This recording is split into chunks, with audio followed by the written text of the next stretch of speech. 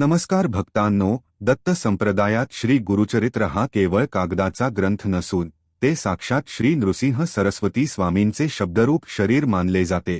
पण तुम्हाला माहित आहे का, ज्या घरात हा ग्रंथ असतो तिथे खरंच वाईट शक्ती प्रवेश करू शकते का? आजच्या व्हिडिओमध्ये आपण याच विषयावरचे काही चित्तथरारक अनुभव आणि या ग्रंथाची अफाट शक्ती जाणून घेणार आहोत। अदृश्य संरक्षक कवच। गुरुचरित्र हा 52 अध्यायांचा ग्रंथ म्हणजे जागृत शक्तीचा साठा आहे। जिथे हा ग्रंथ नियमाने आणि पवित्रतेने ठेवला जातो तिथे वाईट शक्ती येणे अशक्य असते। जाणकार सांगतात की ज्या घरात गुरुचरित्र नित्य पूजले जाते त्या घराभोवती 12 फुटांचे एक अदृश्य संरक्षक कवच तयार होते।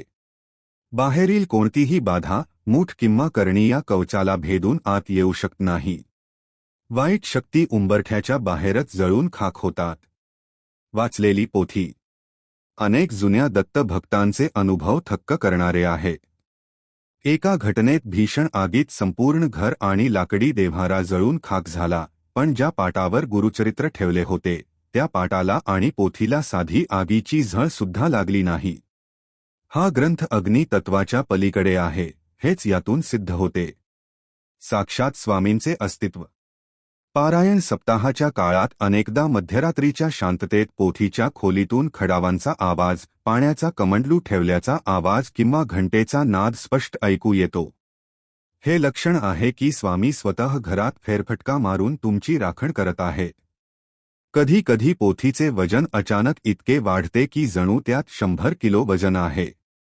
तसेच काही सात्विक साधकांना पोथीतील अक्षरे सोनेरी होऊन हवेत तरंगताना दिसली आहेत। हा ग्रंथ जिवंत असल्याची ही मोठी साक्ष आहे। बाधा आणि संकट निवारण। जर एखाद्या व्यक्तीला पिशाच बाधा असेल आणि ती व्यक्ती गुरुचरित्र असलेल्या खोलीत गेली तर ती जोरजोरात ओरडू लागते।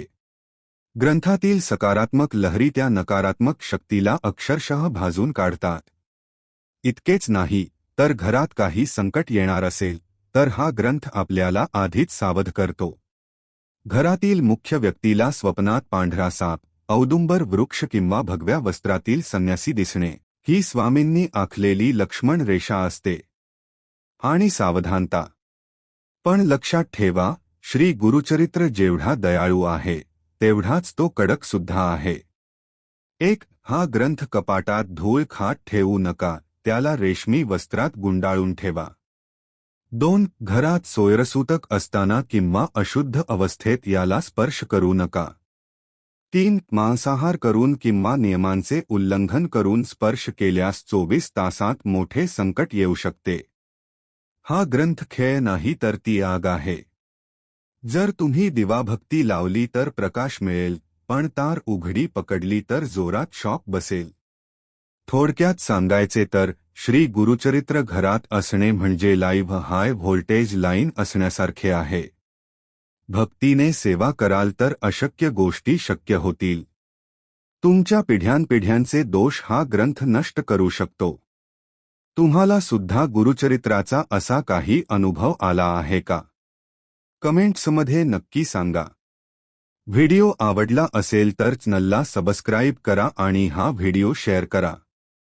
दिगंबरा दिगंबरा श्रीपाद वल्लभ दिगंबरा। श्री गुरुदेव दत्त। श्री स्वामी समर्थ।